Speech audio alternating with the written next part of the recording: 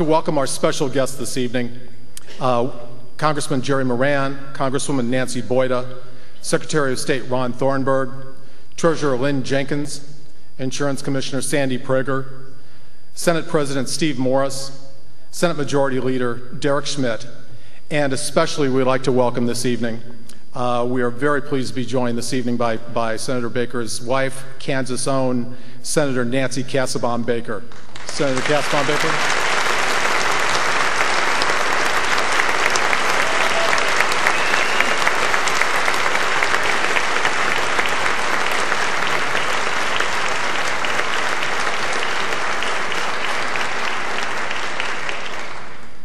It is now my honor to introduce our moderator this evening and the director of the Dole Institute of Politics and a fellow Tennessean to Senator Howard Baker, Bill Lacey.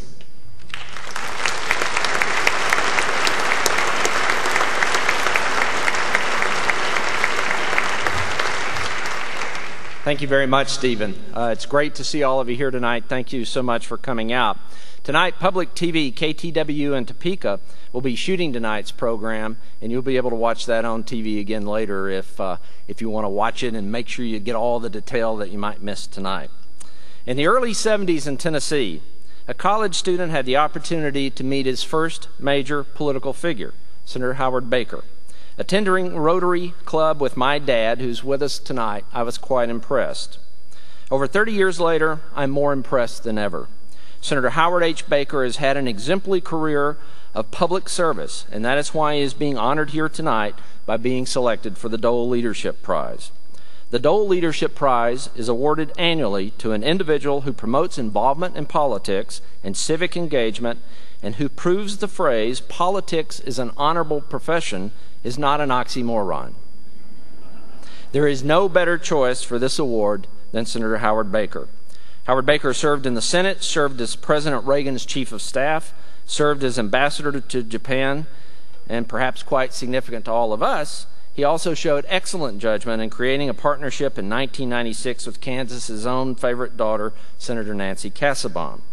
Throughout his life, Senator Baker has answered the call from his country in choosing public service by running for the Senate and putting nation ahead of party during the Watergate hearings, and serving as Republican leader beginning in 1977, and in President Reagan's darkest hour agreeing to come in as Chief of Staff to help correct the problems in the White House and secure President Reagan's place in history. It's my great honor to present the Dole Leadership Prize recipient, Senator Howard Baker.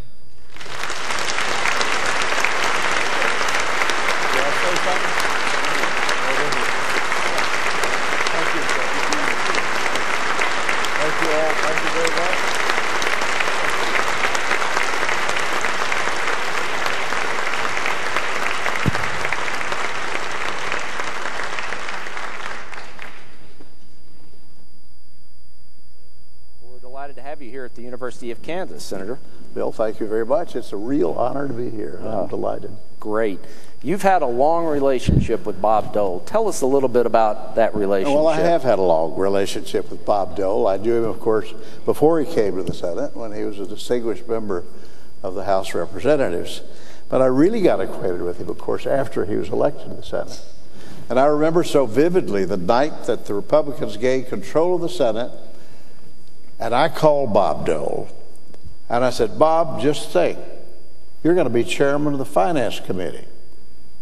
And Dole hesitated for a minute and said, "Well, who's going to tell Russell Long?"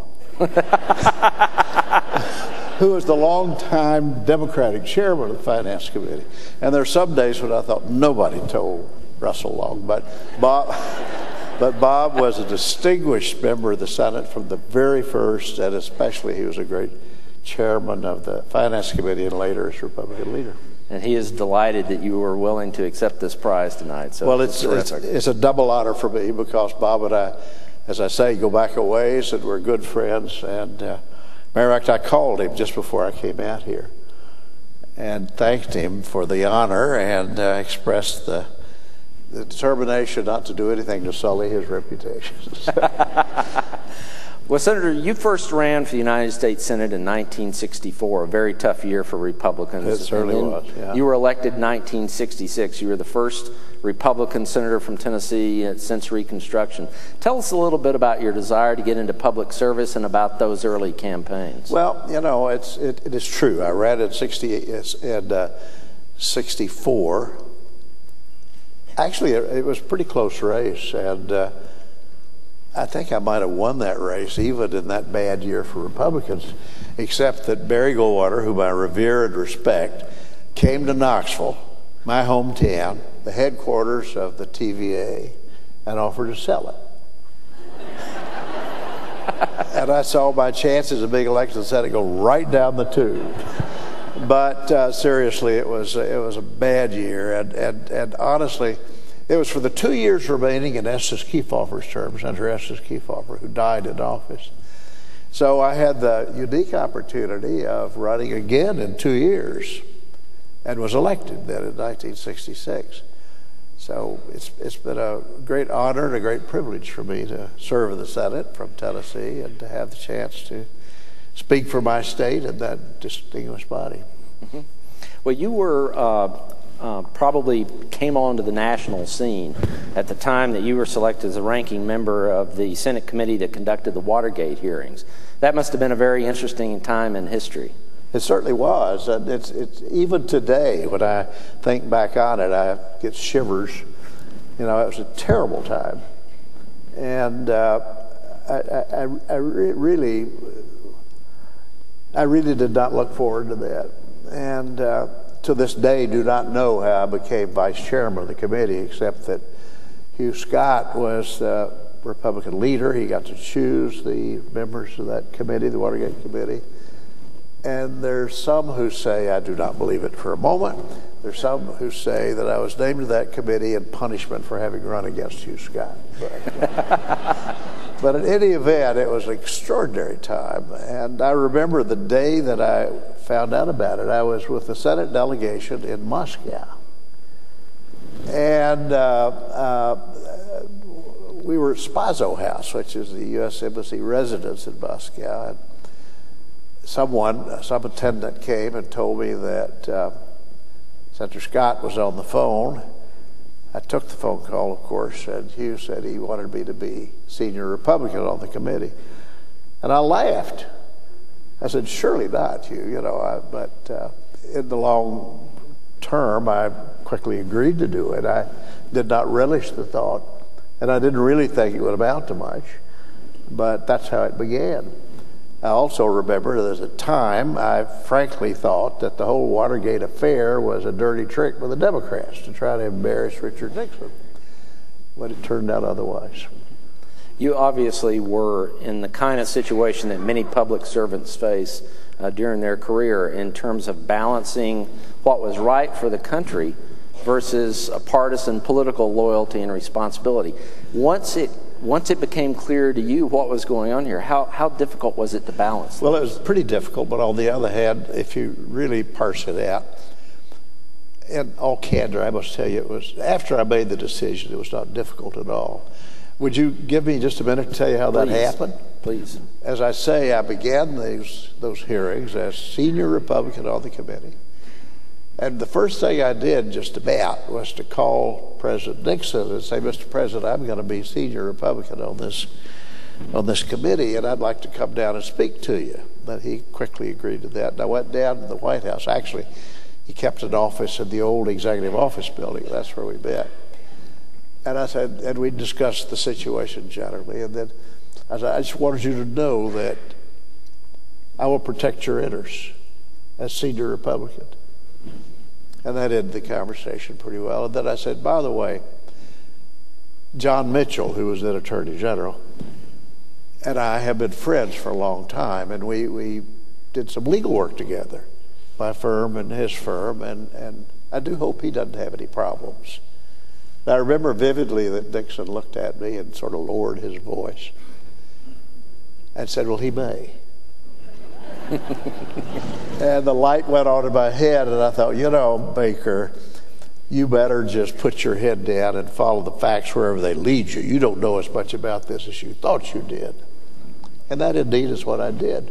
And once I made that decision that, I didn't know really what happened. I had only the personal prejudice and the political prejudice in favor of Nixon. But when it came home to me in that conversation that there's more to it, it wasn't difficult at all. And that's what I tried to do, and I think by and large I succeeded in doing. That is, following the facts wherever they led.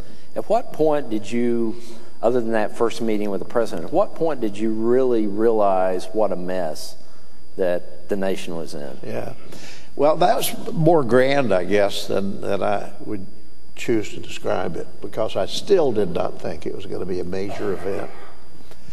And looking back on it, I should have known better, I guess, but I still sort of thought it was essentially a political concern, and it did not have great substance to it. But every day almost that it went forward, I began to understand that, once again, there are forces here I don't understand, and the circumstances tumbled over each other, and it got worse and worse. And it wasn't long until I realized that we had a big first-class problem on our hands, not just a political problem.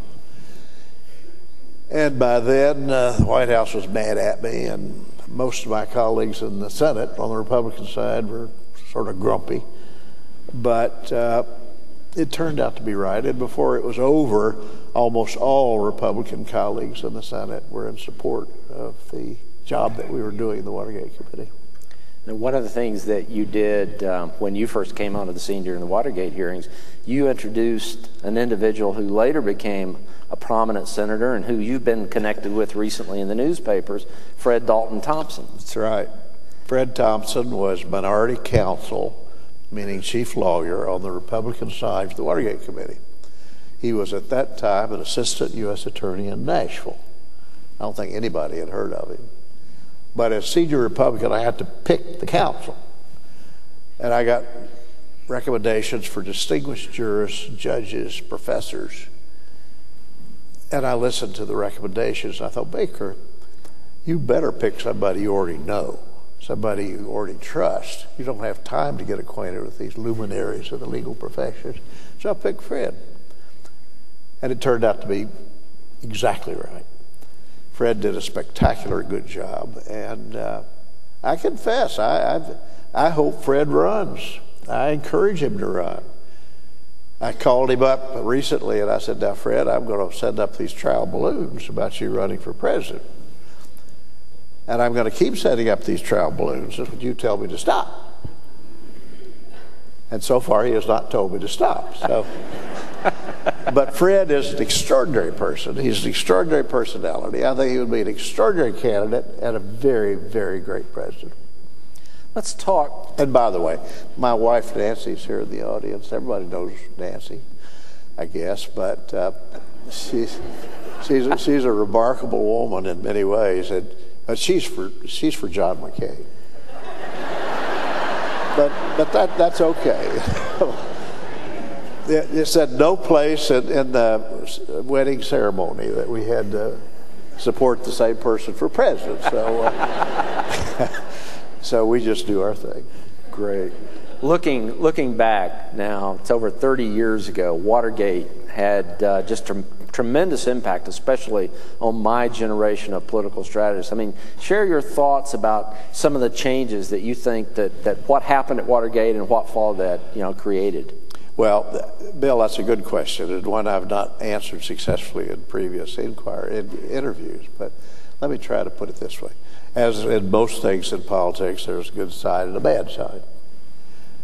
The good side, clearly, was that it showed that the political system in America works, that it was able to focus on the allegations, the charges against Richard Nixon, and to deal with them in a methodical and careful and judicial way.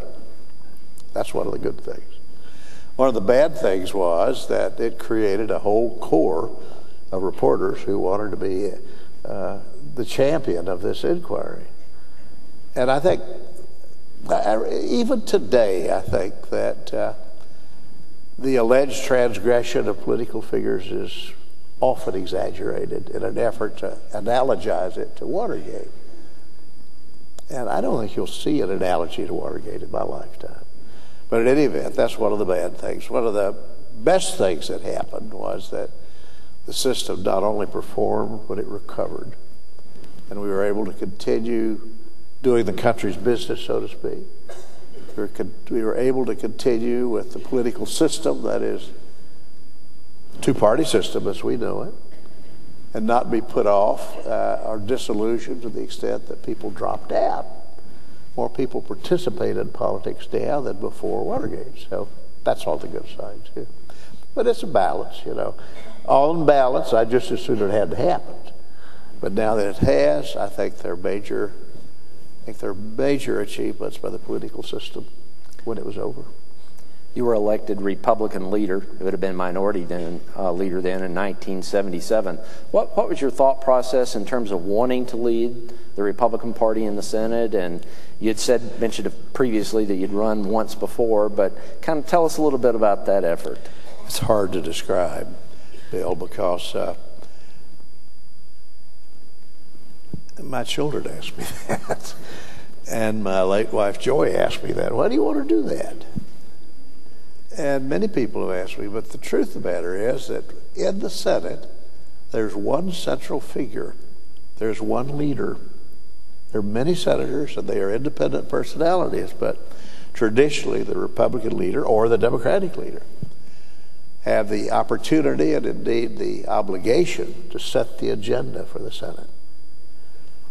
I can't tell you any more than that. Anyway, I aspired to that job, and I was glad to have the opportunity to do it. And I'm still glad I did it, so there we are. And you had that position during the Carter administration. I mean, what were your thoughts about working with President Carter? It seemed sometimes his problems were coming more from within his own party rather than from the Republicans. Well, let me tell you something. Nancy and I went down to the Carter Center about a month or so ago to a seminar. I think we were the only Republicans there. But I was pleased to do it. But it reminded me of the first time I called on President Carter after he was elected. I was, as you say, I was minority leader, Republican leader. So I called President Carter and I said, Mr. President, I would like to come and pay call. I'd like to pay my respects as the new president. So they set it up right away, and I went down to the Oval Office, and I said, when I went in, I said, Mr. President, I'm pleased to meet you. And he said, Howard, don't you remember when we met before? And I had to tell the President of the United States I didn't remember him. A true story, by the way. But we were and are friends. We often disagreed on issues. We sometimes agreed emphatically. For instance, I carried his flag on the ratification of the Panama Canal Treaty, to the acute distress of many Republicans. But it was the right thing to do, and I'm glad I did it. But President Carter was a unique person, and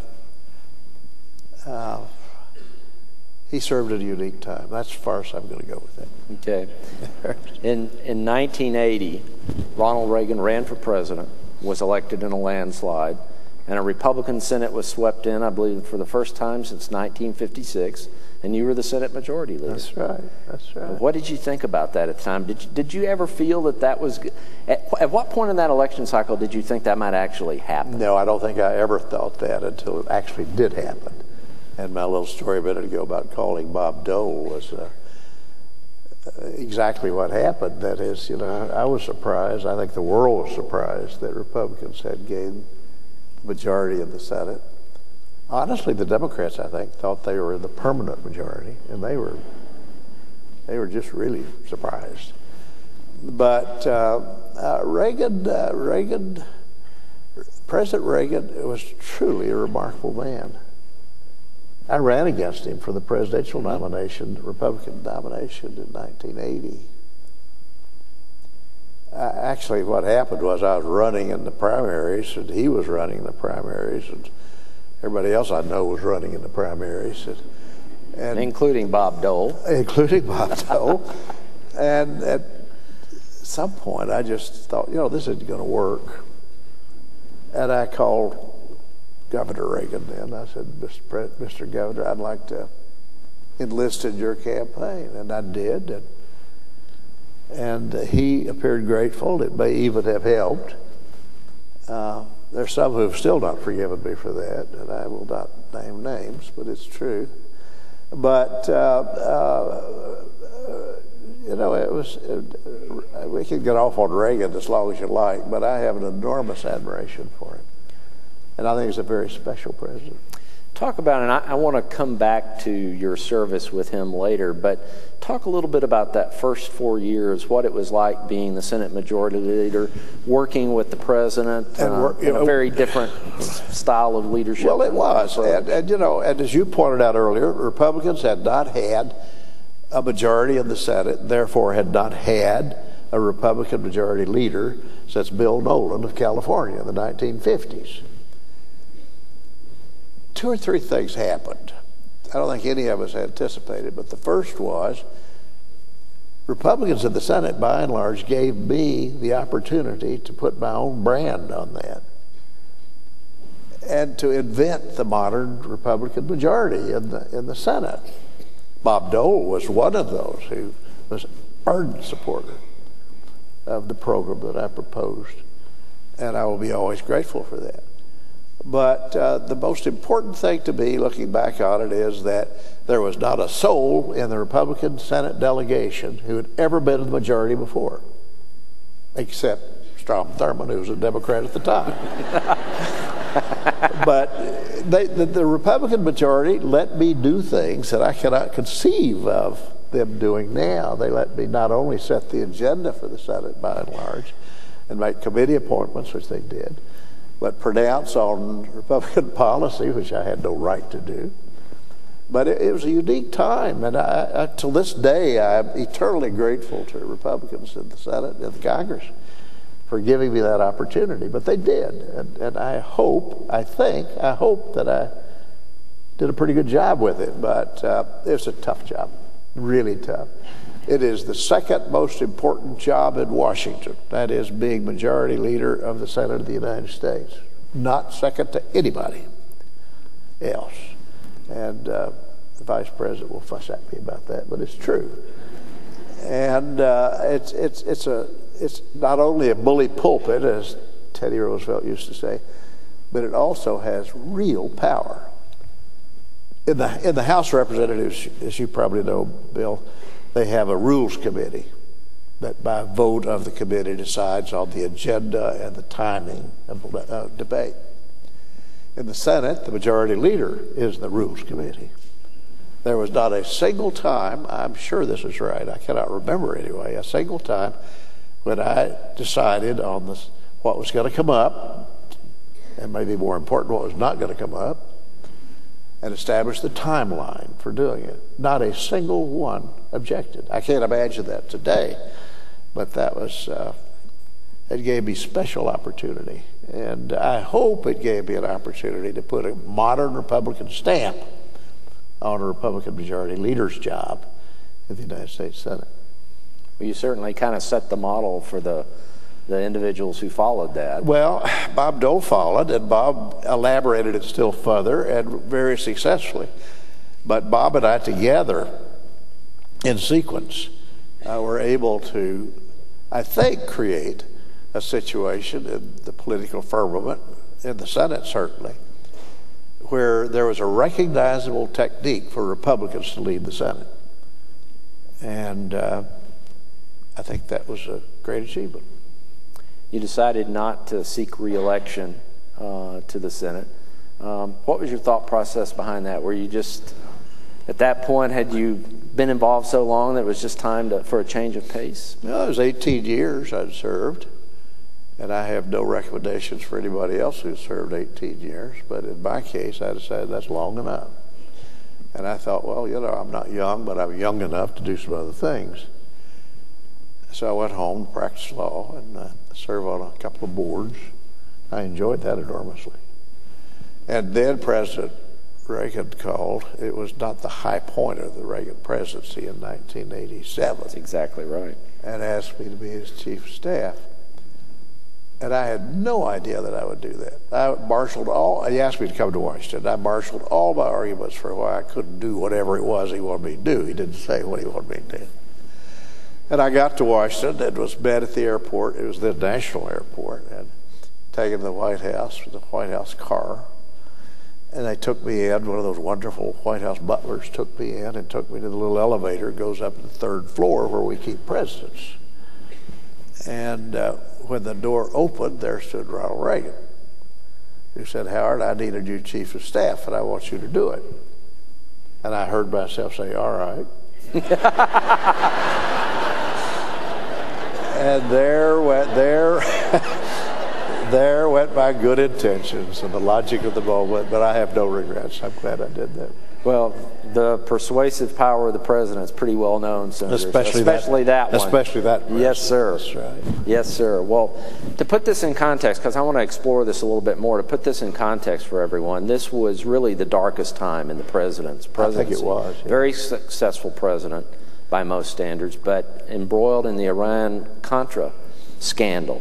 And with some folks in the White House who I happened to work with before I left and worked for Senator Dole, who were politically maybe not as attuned as they need to be. What did you find when you went in, and what did you do to start to address some of those problems that you saw? I can't tell you all the things that were done. I can tell you a few. I can tell you that I was scheduled to go on the job on Monday. And I went on Saturday to tell the president I was here, and I look forward to coming on board. At 3 o'clock Saturday afternoon, a member of the staff who had not fled called me and said, "You've got to come down today." And I said, "Why? I'm coming Monday." He said, "No, nobody is doing anything. Nobody's in charge. You need to come today." So I did. I went down on Saturday afternoon, summoned up whatever staff remained. Most of them really did leave. Summoned them up and said, "Look, you should know, first of all, there's not going to be a wholesale firing." I guess that's not deceitful, but a little obscure, because the truth matter is there wasn't enough there to fire. But that we're not going to have a great mass firing. So I want you all to go back to your jobs. I'll be on deck on Monday, and we'll start from there. And then on Monday, I got the core of my own political supporters together. And I said, I need right now, right this minute, I need, not next week, I need now, an organizational chart, because we got to get started here. We can't let the White House be idle. Jim Cannon, who was my chief staff in the Senate for a while, Tommy Griscom, who was my communications director, who's now editor of the Chattanooga newspaper and publisher, I guess, and 3 or 4 others got together and we devised an arbitrary organizational chart, and I took it into the president. And the president, he was not exactly dispirited, but he was certainly not assertive. He said, "Well, Howard, whatever you think." And I thought, my God, I can't name a president's staff, his most intimate staff. But I took that back, and I said, "Boys, give me names to go with these slots." And about half of them I called before that day was out, and we had a new staff on board. Looking back on it, I think that was an audacious, outrageous thing for me to do. But on the other hand, it was audacious and outrageous for Reagan to tell me to do that. But it worked okay. And the next thing that happened, I'll stop, you can get to something else, but the next thing that happened was that one of them came in, I forgot, maybe it was Griscom, maybe it was Cannon, maybe it was somebody else, and said, "I've been looking for the president's schedule this week and next, and I can't find one." And I said, "Well, that cannot be. The president of the United States, especially this president, we have to know what he's going to do." So I got my little group together, and I said, "Now, boys, write a schedule for the president for the next 30 days. Well, they did. Some of the things in there were silly, to tell you the truth, such as the Taxpayers' Bill of Rights that we had in front of the Jefferson Memorial is no substance, but it was a good TV deal. And I took this plan in for what the president was going to do for the next 30 days. And Reagan looked at it and said, "Is this what you want me to do?" And I said, "Yes, sir, Mr. President." And he said, "Okay, let's do it." And looking back on that, I cannot believe that President Reagan authorized me to do those things, but he did. And began to pick up steam, and things got better. But it was an exciting time. It really was. And I'm glad I did it. But I was glad to be out, too. Yes. It was a tough job. Well, I think you're being extraordinarily modest, Senator. I think that you did a lot for President Reagan, and I know he appreciated it, and you really did come in at a bad time and salvage it. It was a bad time. Iran-Contra and all those things, talk of impeachment and whatnot. But it worked out. It worked out. And he's an historic president. Very true. You've always kept close ties with what's going on in Tennessee, and so the next time I ran into you was, we spoke a little bit about Fred Thompson before, but the next time I ran into you was 1994 when you were encouraging Fred to make that Senate race. What did you see in him that you thought, could make him a good United States Senator? Well, by that time, I had known him pretty well. As I say, I hired him as minority counsel for the committee. We stayed in pretty close touch after that, worked together on a few things officially and some unofficially. And by then, I had the slightest doubt in my mind that he was the best candidate we could have for the Senate and in Tennessee. And it was not an easy sell, but he did agree, and he ran, and he won. By the way, some people fault him for being a movie actor, but it doesn't take much imagination to analogize that to Ronald Reagan either. But I recall this to me typifies the modern Fred Thompson as well as anything. And by that I mean he's steady, he keeps good perspective, he's not overwhelmed by his own importance. I remember in that campaign that you're speaking of, I was traveling with him on the Saturday before the election, and we ended up in Nashville at Nashville Flying Service. Then we got off the plane, and there's a sea of TV cameras there. And they could hardly stand it until they asked Thompson, "Your opponent has filed a complaint with the Federal Election Commission against Tennessee theaters showing your last movie this close to the election." I thought, I hadn't thought of that. And Fred thought for a minute and said, "Well, they must have thought it was a better movie than I did." Which absolutely neutered that issue. But he has a sense of humor, but he also has perspective.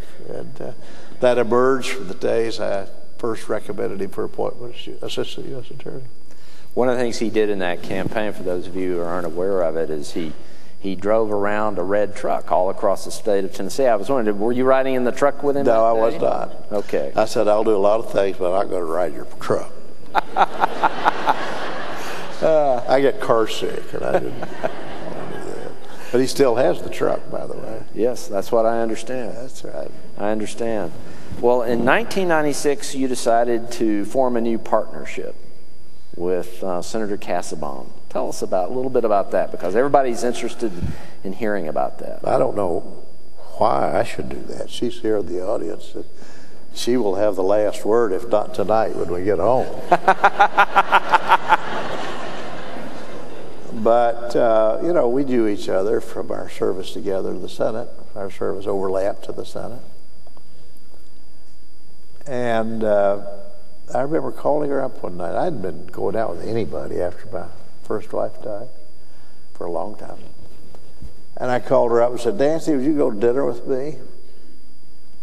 And she said, "Well, sure, I'll go to dinner with you." So I went home that night, put on my best blue suit. I had a driver at the law firm supplied. I dismissed the driver. And I took the car and went to her house on California Street and walked up to the front door and stood on one foot and then the other until she came to the door, and I said, I feel like a 12-year-old. And she said, well, you don't look like a 12-year-old. And I knew right away things were going to be fine. But anyway, we didn't have to get acquainted very much because we knew each other from our service in the Senate. But it was one of the great things that's happened in my life. And it's been 10 years now. And I'm proud of that, proud of her.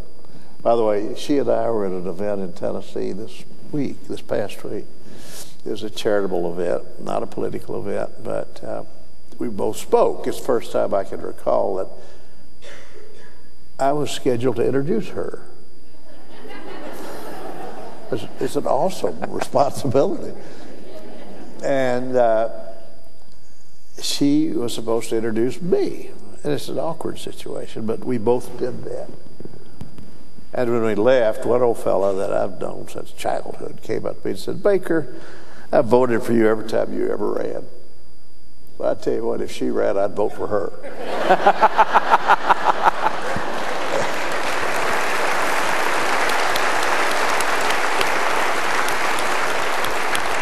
And that's the way I feel too. Okay. Yeah. Well, we've talked we're so delighted that you could join us. We've talked a little bit about the Dole Institute, but we had a chance to talk a little bit about the Baker Center, which is located on the campus at the University of Tennessee. Right. What are you trying to do with the Baker Center? Well, it's not dissimilar to what happens here at the Dole Center, and I watch that with great interest. We will be committed to a study, a nonpartisan study of the political system of the United States. Our building is under construction, and it's about 16,000 square feet. No, that's not right. It's about $16 million. I'll get this right in a minute. All of which is raised privately, I'm happy to say. There's not a penny of federal money in it. And it'll be done here pretty soon, and we'll have a dedicatory ceremony sometime in the late winter or spring, and you are invited. You may come. I'll be there, Senator. But it's going to be a handsome building. It's right on the main campus, right at the entrance of the main campus. And we're already in operation. We're already having seminars, and we're already having an interface with the students and with the community. We've had, for instance, a seminar on the special relationship between the U.S. and the U.K., which I didn't think would attract much attention. But Henry Kissinger came down and spoke. Winston Churchill's grandson came and spoke. We had near 1,000 people there, and about half students, about half greater community. We've had one on the environment, and former Vice President Gore came and spoke, among others. He made a wonderful speech, and when it was over, I said, Al, I'm glad you didn't make that speech when you were running. It was a great speech. And we've had one on, of all things, on political humor. I told the people at the Baker Center, politicians take themselves too seriously. And we ought to do something. We ought to have a seminar on humor in American politics. And Dole, by the way, is a prime example of that.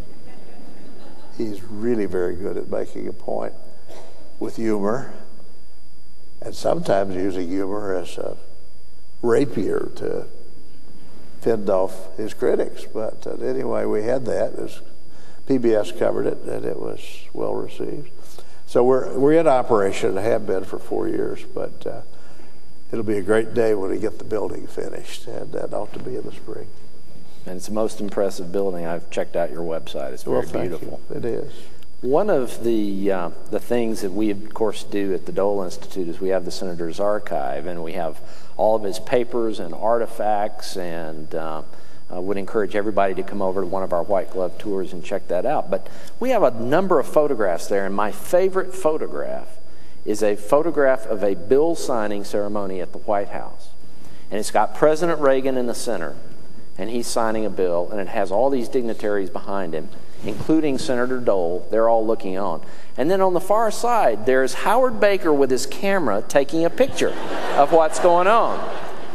And photography has been very important to you throughout your career, and I wonder if you could talk a little bit about how you use it to alleviate some of the stress that comes with public service and being in the forefront of everything. Well, actually, it has been with me.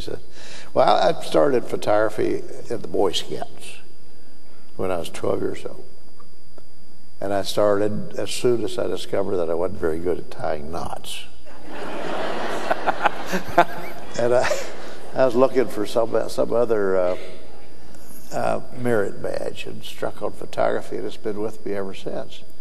But photography for me now has turned into a diary. It's the nearest thing I have to a diary. And by the way, Bill, I have given my collection to the Baker Center. And it will be there, I hope, forever, but at any event, that's where it's going to be. And it is sort of a record of whatever I've done in my life. And it has some visual impact. The Baker Center was pleased until they found out how much it's going to cost to index it and to preserve it and to archive it. And then they want me to raise more money. I don't know what there is about directors of institutes, but they have a voracious appetite for money. But as I say, there's no government money in it, so we got to get it somewhere. But anyway, photography has been a great passion of mine. It still is. And I say it's just, when I leave this mortal coil, I may have no money, I may have no reputation, but I have a lot of good pictures. So I gave it with the Baker Center. Great. I'm going to ask a couple of more questions, but then we're going to open up the Q&A to the audience. There are 2 microphones. One is here, one is there. If you'd start queuing up at those microphones, you'll have an opportunity to ask questions in just a few minutes. Nancy's heard me say this, Bill, before. I welcome your questions. Really, I like this best because I've heard everything I got to say. I'd like to hear what you have to say. But my father taught me years ago, Bill. My father was a member of Congress and served with great distinction. But he said, son, if you're ever in a situation where you have a Q&A, if you got a question you don't like, answer some other question. And it served me well. Very good. Obviously, we have a big presidential election coming up in next year.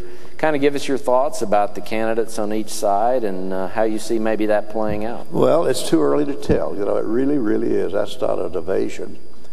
There's so many people running, so many people qualified to be a candidate for it, to be president. They'll have to go through the testing. The country will have to form its ideas right up to the day of the election itself. And anybody who says they can tell you how the election is going to turn out is not realistic. You really can't do that. I can tell you that I think the two-party system will survive. I can tell you that the press will play an ever-increasing role in the selection of the nominees, of the election of a nominee. I guess that's good. It is good. But I will tell you also that the whole world will be watching, because the presidency, as no other institution in the world, is the embodiment of the American personality. Who's going to win? Of course, I'm going to try to get a Republican to win. But as with Jimmy Carter that I spoke of a moment ago, if the Democrats do, I hope my colleagues and former colleagues will recognize, you just get one president at a time. You can disagree with him or her, but you better understand that you still have an obligation to support the institution. Very good. Do we have some questions over here on this side? Judge Perrone? Senator, at the beginning of the Watergate hearings, you said the central questions would be, what did the president know and when did he know it? Did you formulate that incredibly pithy statement, and when you said it, did you realize that it would become the central rhetorical prism through which the whole investigation would be focused? I'm afraid that will be emboldened on my tombstone as the principal achievement of my career. The answer to your question is, I thought it up. I formulated it. I'll tell you when. I did it at lunch in the Dirksen restaurant in the new Senate office building. Nobody there but me and Ron McMahon, who was then my press secretary. And I said, you know, these hearings are rambling. We got to get to the central issue. And I'm going to ask somebody, what did the president know and when did he know it? And McMahon is a great person, a great friend, and was a great press secretary, said, that hasn't got any zing to it. And if Ron watches this on PBS someday, if he's got the backbone he used to have, he'll acknowledge that that actually happened. But I did, as I often do with staff, I did it anyway. And it was meant to be a focusing mechanism. You know, the real issue wasn't who did what, but the question of how President Nixon was involved in it and when he was involved in it. So that was my effort to try to refocus the hearing and testimony in the hearing. Okay, we have a question over on this side. How do you feel, Senator Baker, about all the work that went into the commission to recommend what should be done with the Iraq question, and the president then discarding the major recommendations that you made, and then what do you feel can be done now? I'm afraid I didn't hear that very well, Bill. Could you repeat that a little further away from the microphone? It, in essence, is about the Iraq Commission and what should be done. I think you did that. I think you said it. Okay, the Iraq Commission and what should be done now? Okay. Well, let me just say, I wanted to know your feelings after the hard work that went into that commission and the effort that was put in by all of the people, bipartisan, and then the president rejecting it, and then where do we go from here? All right. Let me say something that may not be well received, but I have a high admiration for Jim Baker and his colleagues on the commission. But in truth, there can be only one president at a time.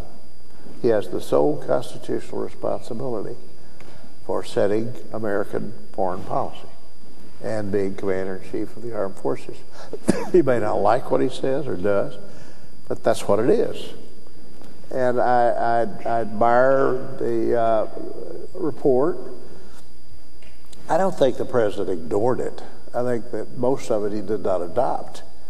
But I think he did, I don't know this, I haven't talked to him about it, but I don't think he adopted it out of disrespect, but rather because he had a different plan. And you can agree or disagree with his plan, but as I say, after all, he is president, and you just have one president at a time. Unless he grossly misbehaves, as in the Nixon case, he gets to do what he wants to do in these fields, short of impeachment. And so the commission idea was not unique. You have commissions for many things, such as the Social Security commissions, the commission down, health care, and others, but the ultimate responsibility is the president's. I cannot fault this or any president for asserting that prerogative. It may be a big political issue, but it's not a constitutional issue. We have another question over here. Hello. My husband and I have known your good wife for a lot of years, and we would like to suggest that the two of you write a book together. That I should write a book? You and Nancy should write a book together. Certainly Nancy should. No. Part of the Dole Institute is emphasizes civility in politics and civility in government, and we really need two strong voices who know what civility means. And we think that you are the two who should do this. Well, I'm grateful. I'm sure Nancy's grateful.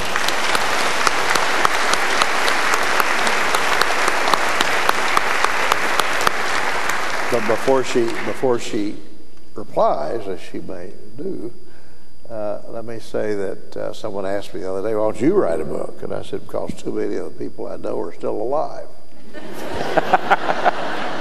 But seriously, there is a need for that. I do encourage others to study it and to have recommendations, and you're exactly right. Nancy would be a perfect one to do that. Again, if you'd like to ask a question, please queue up. I'm curious, what, Senator, if you have to go back to a very long and very successful career in public service, what do you think are the 2 or 3 things that you're most proud of? Well, I was proud of getting elected first, being the first Republican in Tennessee to be elected. That was not a small achievement. I was proud. The things I was proud of, I got the most criticism for, I guess. And I think back on it, I supported the early civil rights bills. By the time I got there, the '64 Act had been passed. Mm-hmm. But then we had the Voting Rights Act, and the Voting Rights Act extension, and a bunch of other stuff. I'm proud also of my support of the civil rights initiative in this country. And honestly, I'm proud of trying to inject a bipartisan note into the Senate deliberations. I guess the Panama Canal debate is an example of that. It brought huge criticism to me from many Republicans, but it was the right thing to do, and it's turned out to be exactly the right thing to do, and it's worked out well. Beyond that, the air and water pollution control legislation, Ed Muskie and I were principally responsible, forgive the immodesty, but we were principally responsible for writing that policy, that initial act. Oh, I could go on. The surface mine reclamation bill. By the way, I live in a country that has had strip mining of coal. And when I was championing the Surface Mine Reclamation Act, which was a requirement that if you're going to strip coal, you got to put it back, put the land back in the way it was. And one of my former staffers and good friend called me, Lonnie Strunk, and says, "Senator, on account of that Surface Mine Reclamation Act, you've got some of the maddest old friends and some of the strangest new ones." But I'm proud of that. I'm proud to have had an opportunity to serve President Reagan and to lead him through, as you say, a difficult and dangerous time. But honestly, I'm mostly proud that the people of Tennessee gave me an opportunity to serve them and to speak for them. That's what I'm proud of. I believe we have another question up here. Ambassador, during your tour in Japan, how were your worldviews altered or influenced? I don't think it was altered a great deal. That's another place I never intended to be an ambassador to any place, but as Nancy points out, you're a pushover president. But I enjoyed it. I really did. I knew Japan a little before I was appointed, but not like you do when you live there. And we lived there, Nancy and I lived there for 4 years. And we made many friends there. We had daily contact with Japanese officials and business leaders and the ordinary citizens of Japan. I came away with a lot of impressions. One, it's little short of a religious miracle to me that after such a brief time after World War II, that Japan is such a friend, an ally. It's really hard to imagine, but it's true. They are our friend, and they do prize the relationship with the United States. I came away then with a great admiration for their loyalty and dedication to the system, including their financial, industrial, commercial commitments that they took to be responsibilities, not only opportunities, but responsibilities. I came with a less a good impression of their educational system, of their healthcare system. But on balance, it's a great nation, and the United States is lucky that they're our friend and our ally. Next question over here, please. I'm a very big admirer of you, Mr. Baker, but another quote that you've always been pretty famous for as Senate Majority Leader, in referring to Reagan's tax and economic policies, was that it was a riverboat gamble and a gamble worth taking, which so often got misquoted without the "and the gamble worth taking." I've been curious, did you catch flack from the Reagan administration from that, and what was your opinion of how you got misquoted on that? Well, to begin with, that probably is near the top of the list of things I should never have said. But in addition to that, it's also true, because I came from a briefing of the House and Senate leadership, Democrat and Republican, where President Reagan first outlined his budget and his economic plans. And as an old Ford supporter, it was just audacious. And then I went outside where the press always gathered up when you leave those leadership meetings and made that remark. But once again, Reagan was right and I was wrong. The plan failed in some ways, and there's a huge increase in total debt. But there's also a huge increase in the level of economic activity and personal opportunity on the economic scene. And on balance, I think you've got to say that Reagan was right, and it worked out. I'm not sure it can continue to work on the same basis. But you see, I'm not in government now. And I told someone earlier when they asked me what I thought of how the Senate was running now, I said, I've made an unspoken, solemn promise. I'm not going to try to second-guess my successors, and I'm not going to second-guess former presidents either. So we'll see how that works. But I repeat, I'm convinced that Reagan was an historic president. I think he was inspired in fundamental ways, far more than taking the advice of competent advisors, which he had. But it's Reagan's program. It was not Jim Baker's program. It was not someone else's program. It was Reagan's program, that budget was. And it did not have the effect I thought it would. It had a much greater effect, and it was all positive. And I think he deserves high marks for that. Next question over here. Can you address the role of corporations and lobbyists in politics today and how this has changed over the years? The role of lobbyists? And yes, in corporations in politics today and how it's changed over the years. Well, I don't think it's changed a lot. You know, if you read early histories of this country, there have always been prominent people who have tried to intervene with the government on behalf of either a client or a friend or an interest. It's really guaranteed and protected with the Constitution. There is, of course, a great opportunity for mischief if you abuse that protected right. If you engage in bribery or undue influence or promises to do something or refrain from doing something, it gets on the edge of whether that is within the contemplation of the Constitution. I fear that today we're still engaged in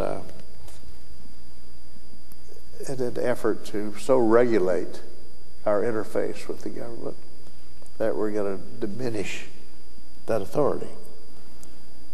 As you can tell, I'm not critical of lobbying as such. I did a little of that, not much. But I am firm in the belief that the whole system from the first day of the creation of this Constitution guaranteed the right of citizens and groups to communicate with the government. And they still do, and I hope that it will never change. The regulations on lobbying sometimes just get ridiculous. You go to lunch and take a staff person or a member to lunch, and you have to squabble over a $12 ticket. It's beneath the dignity of the system. You can carry that to extremes, but as in most cases, reform is a wonderful thing, but almost always it goes too far. And I think it has in that case. Okay. I believe we have 2 more questions over here. Is that right? Okay. 3 more? Okay, we'll do these 3 more questions, then that's... You notice he didn't ask me about that. Is that okay, sir? That's okay. Thank you, sir. I'll defer. But it's sort of like often people say, Senator Baker will be glad to answer your questions. And I thought, well, I'm not glad to answer those questions, but I'll be... In any event, Bill, you're just like all the others.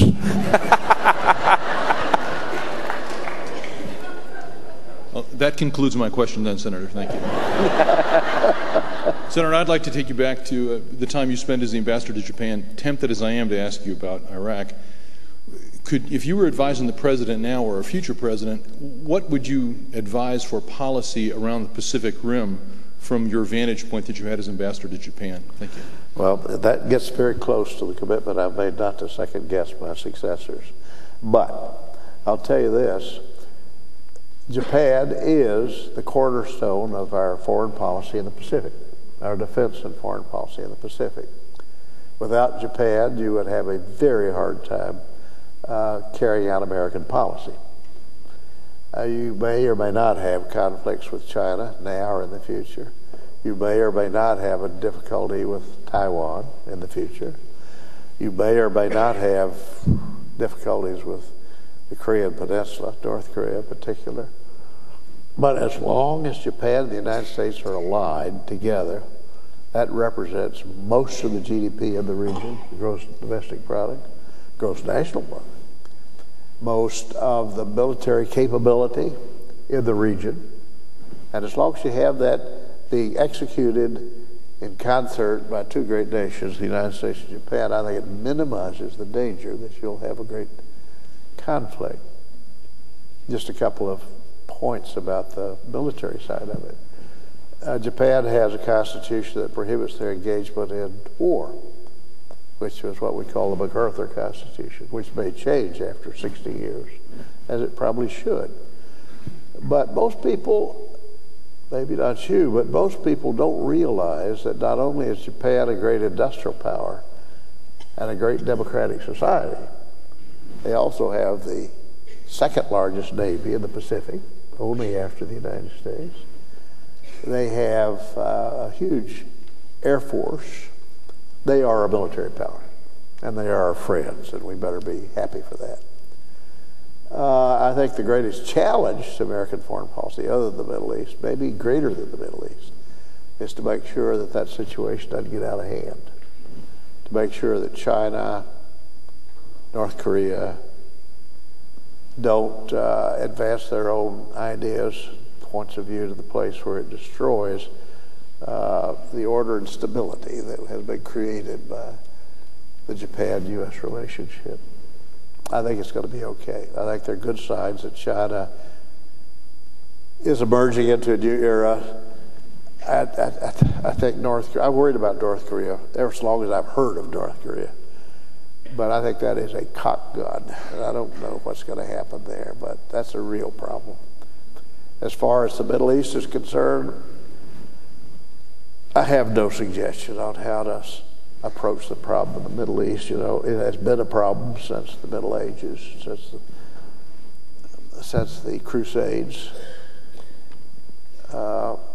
It certainly has been a problem since the creation of the State of Israel, which the Arab world violently opposes and has not forgiven the United States for doing. I support the creation of the State of Israel. I think President Truman was right. I think the United States is right to make sure it is protected. But how you resolve the conflict, the old conflict between the Arab world and Israel, is a major issue. As to Iraq itself, I think that, I must say, I think that President Bush must wake up every morning thinking, how did I get into this? And I don't know that. He's never told me that, and I've never asked him. But it's a seemingly endless conflict. And I trace it back to the time the decision was made to go into Baghdad. President Bush 41, this president's father, as you recall, stopped short of going into Baghdad and declared that he had now fulfilled the obligation of the UN mandate. I think that had a very different impact. But on the other hand, you still had Saddam Hussein there. You still had him persecuting and killing the Kurds. And so there is no answer. There is no good answer. There's no answer to the historic conflict in that region. The best we can do, in my opinion, is to try to bring stability to the region. And by that I mean to avoid overt conflict. We have not done it in Iraq, but we may still. I hope so. But I have no suggestion on how to go about it. Okay. Next question. Senator, you may have just started to answer my question. I don't know, but my question was, are there issues facing our country right now that worry you enough to keep you awake at night? And if so, what are they? Oh, my.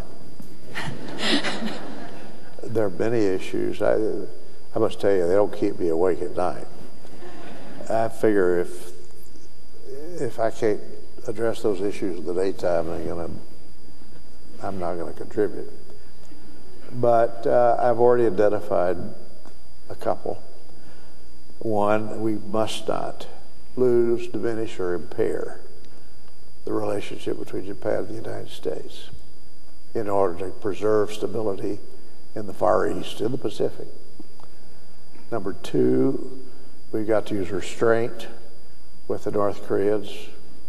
I shouldn't say this, but Kim Jong-il, I'm afraid, is irresponsible and unpredictable. But we've got to be patient to try to work that out. You have the historic conflict between India and Pakistan, and between India and China and Pakistan. So far, that situation is stable, seems to be stable. We've got to continue with that. Our relationship with the European Union appears to be in pretty good shape. I'm certainly not expert on our relationship with the EU, but that's my impression. A lot may depend on the outcome of the French election, which will happen today, or the first round will.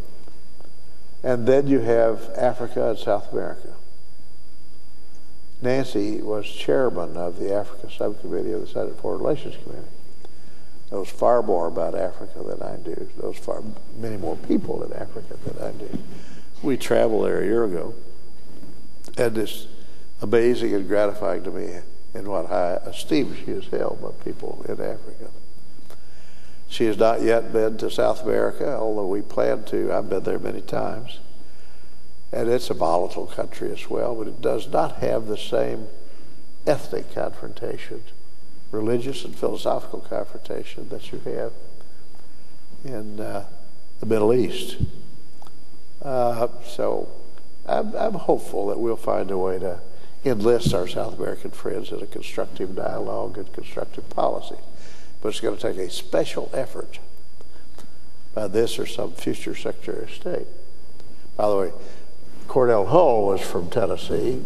Bill, right. You may remember he was a great Secretary of State, and he won the Nobel Peace Prize because of his good neighbor policy, principally, with South America.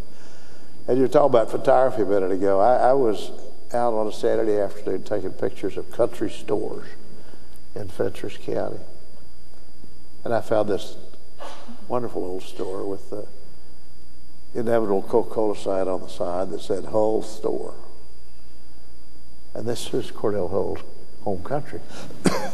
And I took my pictures and I walked in. There were 3 or 4 old men sitting on nail kegs. And they didn't know me from Adam. And I said, pardon me, but is the Hull, as in Hull Store on the side, related at all to Cordell Hull? And they put their heads together for a minute, and finally one of them popped up and said, is he the one that went off to Washington?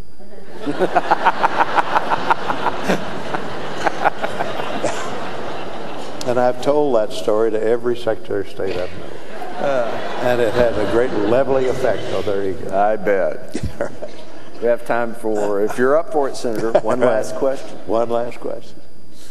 May we have your comments on health care, immigration, and... What, sir? Let's pick one. How about if we pick one? All right, there was two. Thank you. I'm sorry, which one, sir? Health care? No, don't prompt him. I'll let Nancy answer those questions. All right. Okay. Can I say a word before we leave? You certainly can, sir. I want to tell you, Bill, I've really enjoyed this. I'm really honored to be the recipient of this award. I've already told you the special friendship I hold for Bob Dole and for Elizabeth. I talked to both of them before I came out here. Told them I assured them that I'd do my best not to do any damage. And I hope I haven't, but you have a wonderful institution here, one that all of us can aspire to and take your example. I think your questions have been penetrating, sometimes difficult, sometimes my answers were awkward. But I want you to know, finally, that it's a pleasure to be here. It's a pleasure to be here with you. And it's a great honor to participate in this program. Thank you very much. Thank you.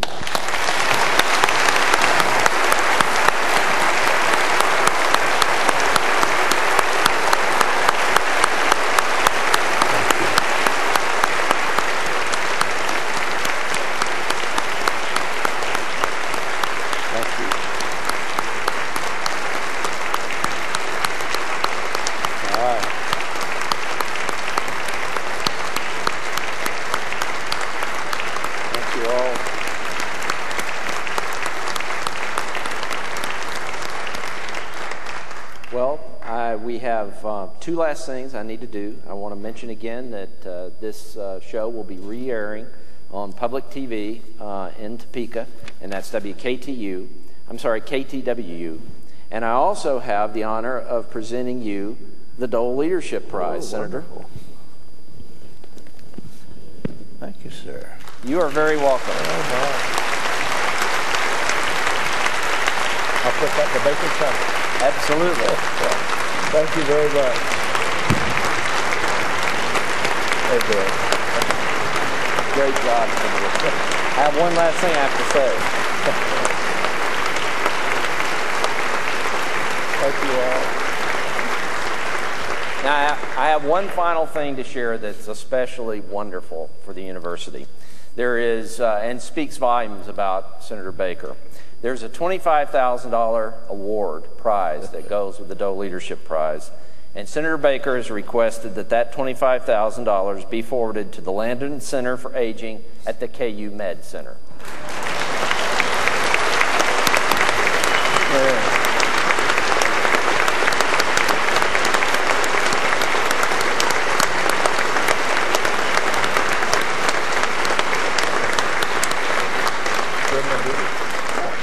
Thank you very much. We really appreciate your support. Thanks for joining us and hope to see you again sometime. Good night. Good night.